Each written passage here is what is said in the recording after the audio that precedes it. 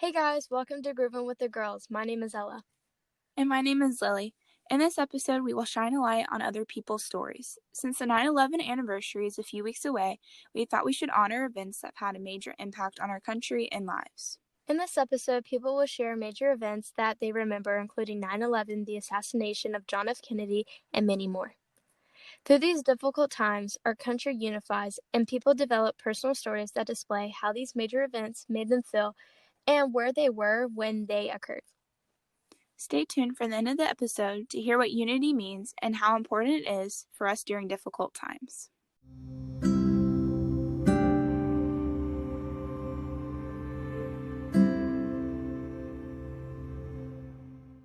Here's the quote of the week.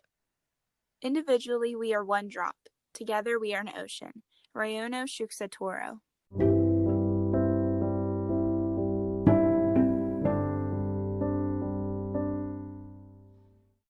There are over 7 billion people who live on Earth, and there are over 328 million people in the U.S. alone.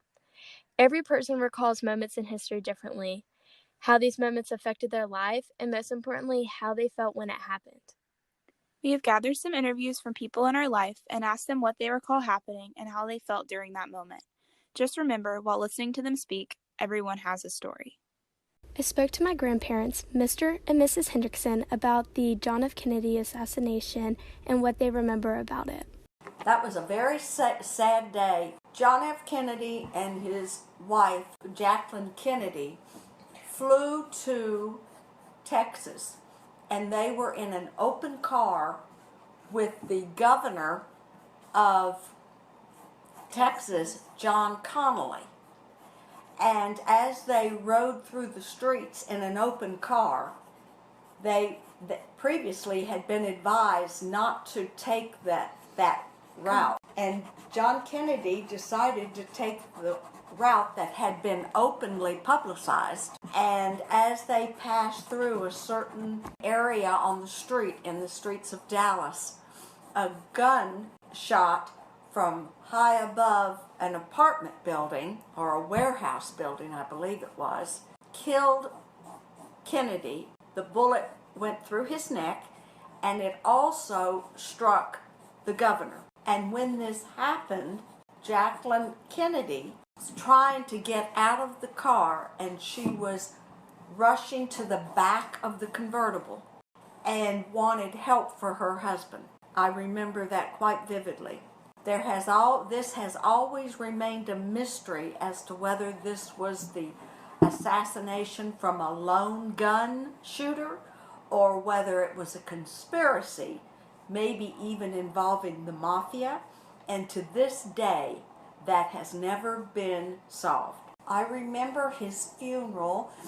It was a very cold day, and his wife took her children. John Kennedy was only 3 years old, and his daughter Caroline Kennedy was 5 days from being 6 years old, and she was with her children, and they had ridden in the car, and she was walking behind the caisson.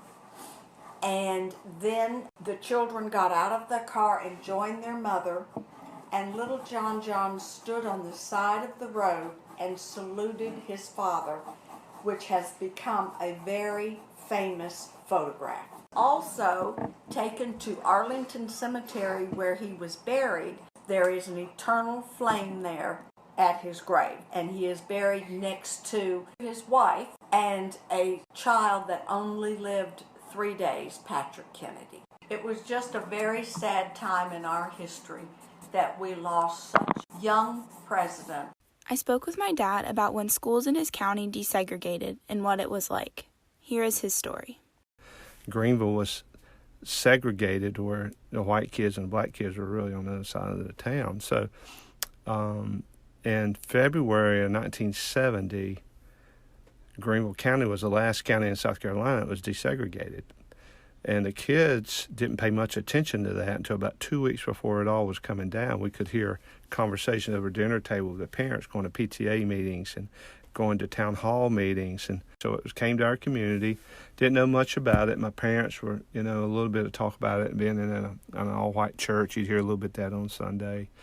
And they finally came out and said, look, it's been approved, the local laws are now saying you're going to have new kids come to your school in a couple of weeks. Oh, okay, that's cool.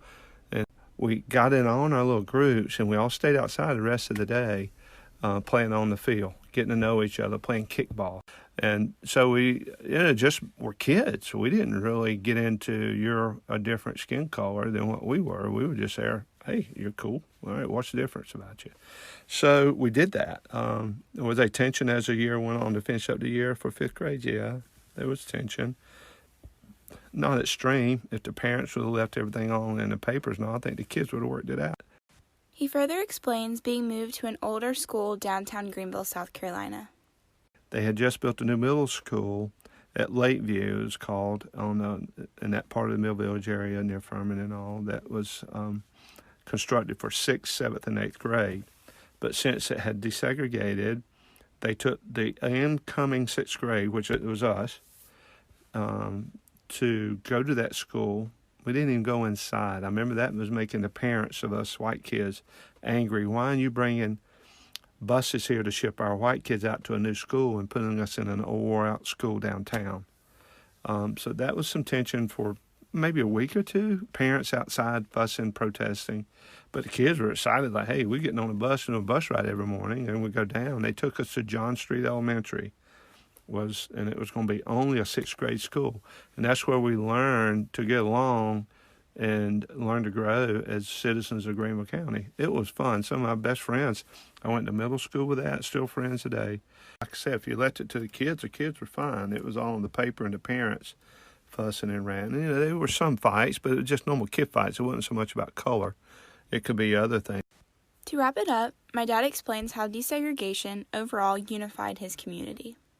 Because you can't get closer together if you don't understand each other and understand the good and the bad. And a lot of that, during that 5th grade and 6th grade year, we had time to do that. The teachers were trained, or somebody gave them the ability to talk about any hardships or anything, the stressors. They were big on that. Like all of them had some psychology degree to do that. But yeah, it was a big point. And both sides need it. You can't say, oh, they benefited from it because they got to go to better schools. We did come back to Lakeview for 7th and 8th grade, but we came back as a unity, as a community of neighbors. As the anniversary of 9/11 is around the corner, I thought it'd be fitting for my mom to talk about what she remembers from that day and how this devastating event brought our country closer together. So it was Tuesday, September the 11th, 2001. I'd come downstairs and flipped on the television, and on the news I saw that one of the World Trade Center buildings was on fire. I'm watching the newscast, and then all of a sudden, as I'm standing there watching, a second airplane hits the other tower. They're talking about this. I'm standing there, I'm like calling family. My grandma's birthday is actually on September the 11th, so I called and talked to her. It was definitely a moment of wanting to reach out to family. I remember that specifically about watching that. But I remember as I was standing there watching the two buildings and they were on fire, and then there's this moment where the buildings collapse.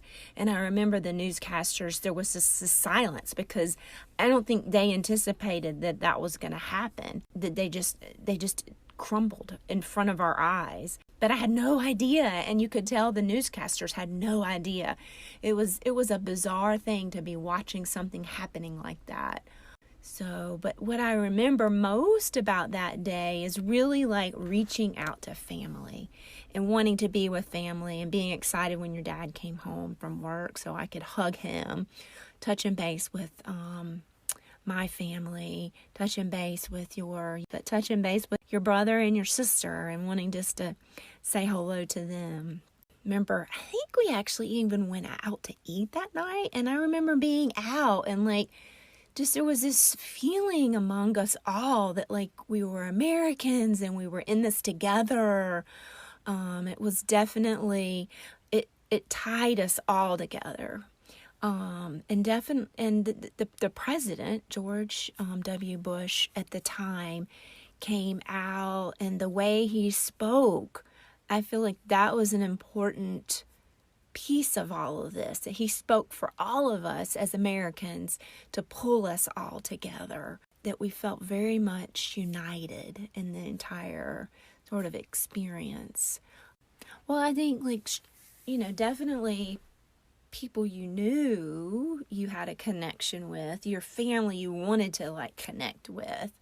But yeah, I think just strangers, like, out and about, there was this sense of, like, connection and unity, and that we were there to take care of each other.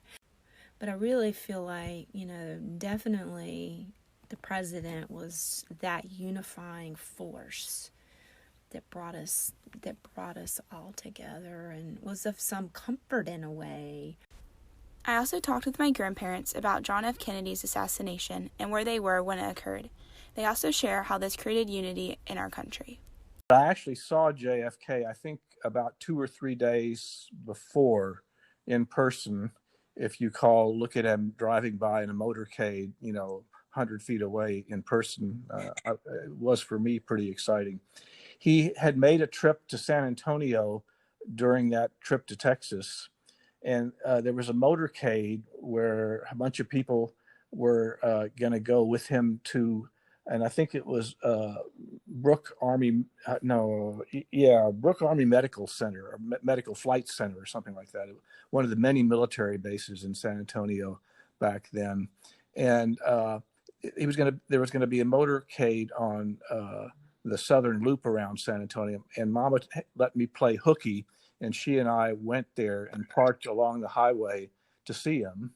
And it was a school day for me. I was a senior in high school, my last year of high school at La Salle High School in San Antonio then. And so I saw him, and that was neat. Okay. And, he drove by it probably, I don't know, 40 miles an hour, something like that. And everyone was waving, and he's waving, everyone was cheering.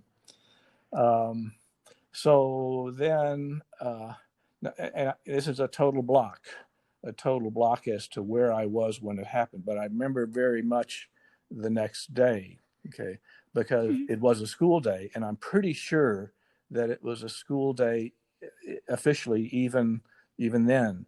But for whatever reason, I didn't go to school. I think Mama wanted me to be able to stay home and watch TV like half of the country was, doing, glued to the TV sets. And so I watched it there, and if Mama were still alive, I'd ask her these questions now, to see how much of this is true. But it was a terrible time, it's... I was a freshman in college, and I was 45 minutes away from Dallas Fort Worth area. I went to school in Denton, Texas, and I can picture myself right now, and this is really all I remember. I can picture myself walking down the stairs. I was in like a 3-story old dorm, and I was walking down the stairs, and we had a common room downstairs, and the TV was going. And I paused on the stairs. I mean, I could just feel that right now, because somebody said, "Oh my goodness, our president has been shot." And I have really no memory of anything else after that. What I did, where I went, what happened at school, I just cannot remember that. Just remembering the terrible shock walking down those stairs. And I have that picture in my mind of the staircase and looking down at the common room and looking at people down there. I asked my grandparents if they thought this event created unity. Here's what they said. I think it did. I was rather young at the time. I was a senior in high school, so I wasn't nearly as tuned into politics and strife in the country as I am now. But I think, and I know there were those who weren't crazy about JFK's politics, right? But I think he was admired as a person and as a man of character. And I think everyone, was devastated and drawn together. I mean, I watched that funeral a couple of days later. I hear the beat of that drum going ba-rump, ba-rump, ba-rump, bump, but real much slower than that, and the horse with the boots in the stirrups backwards. And I guess one thing that really, what I remember, of course, was Lyndon Johnson, the vice president, was sworn in, and I remember the pictures of him being on the plane and being sworn in with Jackie Kennedy, Kennedy's wife, standing behind him, and the judge that was swearing him in. And I, of course, Lyndon Johnson being from Texas, and he has such an impact on so many of the things that came after that affected me. The creation of Head Start and some of the programs that Johnson helped JFK get through. So it was a bipartisan time. People, were able to agree to disagree, and to disagree agreeably. And it was and people talked to each other. They went across party lines. And they listened to each other as much as possible. Thank you to Mr. and Mrs. Hendrickson, Mr. and Mrs. Jordan, and Dr. and Mrs. Conrad for sharing your stories with us. It is so important for people to share these stories because without them, we wouldn't understand how events impacted people's daily lives and know how people responded during these difficult times. We have to learn from the past to succeed in the future and know how events impacted and affected people besides ourselves. And above all of these things, we must acknowledge how strong and powerful a nation can be when it is truly united. This is our discussion on unity. The definition of unity is the state of being united or joined as a whole. One thing we have seen a pattern of is after major events that are saddening, America always comes together as one. In a place right now where we are extremely divided both politically and socially, let's come together and keep America safe by taking all the precautions necessary to defeat this detrimental virus. Have you ever felt that during the difficult times you feel alone or isolated from other people? Sometimes I have moments in my life where I feel like this. Take a second. If you want, you can close your eyes and think about a time you may have felt like this. We will give you a few seconds to recall this feeling. Okay, now you can open your eyes. It's a sad feeling, isn't it? Maybe if you aren't able to go back to school, you feel disconnected from your friends. There are many other reasons you may feel like this. During difficult and scary times like COVID-19 or other struggles in the world or your life, it is so important to be unified, whether it's being joined with your community or a small group of friends. It is important for us to realize that we are not alone and other people may feel the same things we do.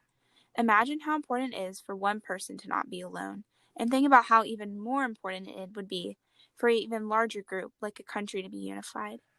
Unity means different things to different people, but when we all come together as a nation, the hard times are a little bit easier to get through, and we come out stronger than we were before.